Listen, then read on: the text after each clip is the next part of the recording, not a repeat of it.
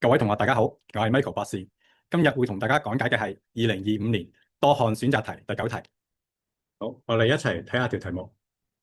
題目講到咧，喺個斜台上面，我哋有個物件，佢就以水平方向嘅初始速度咧係 u 咁樣向右發射。咁佢經過一個軌跡之後咧，就會由 S 點去到呢個 Y 點嗰度。題目咧就要求我哋揾下咧，由 S 點去到 Y 點嘅時候咧，個時間需要係幾多？咁呢度咧就有唔同嘅選項，括弧裏邊咧就係應屆嘅學生咧，佢哋選擇呢個選項嘅百分比。好，咁做呢條題目嘅時候咧，咁首先咧我哋 define 一啲 variable 先啦。咁我哋就設呢個 x 同 y 呢個距離咧，就係 s 係啦。咁另外咧，我哋亦都咧設咗呢個係我哋嘅 x 軸同 y 軸。咁咧 x 軸咧就係向右係正嘅，咁 y 軸咧就係向下係正嘅。好，咁我哋就會運用咧呢個 kinematic equation for constant acceleration 匀加速運動方程。咁所以咧我哋咧就將呢個五個嘅 kinematic variable s u v a t 喺 x direction 裏邊咧，我哋都寫咗出嚟。係啦，咁喺 x direction 裏邊咧嗰個位移咧就係 s 就應該係 s cosine theta 呢度。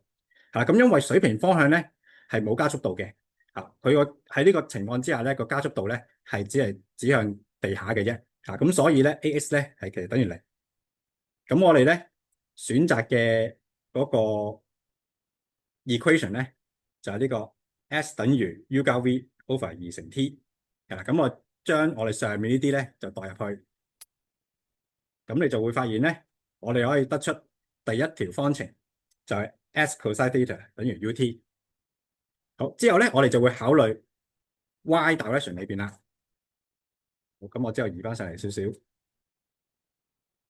咁 sy 咧就會係等於 s sin theta，可以喺度睇出嚟。好，咁之後咧y direction 嘅初始速度咧係0嘅，因為咧我哋嘅初始速度咧只係向右水平方向嘅啫，所以垂直方向咧係冇初始速度嘅。咁另外我哋知道嗰個加速度咧就應該係向地下 g，因為我哋攞咗向下係正，而我哋揾 t。咁我哋應用嘅 equation 咧就係 s 等於 ut 加1/2 at square。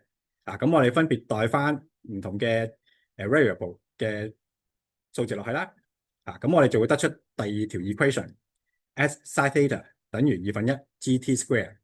之後咧我哋就可以將第二條 equation 咧除第一條 equation， 寫出嚟咧就會得出呢一個樣。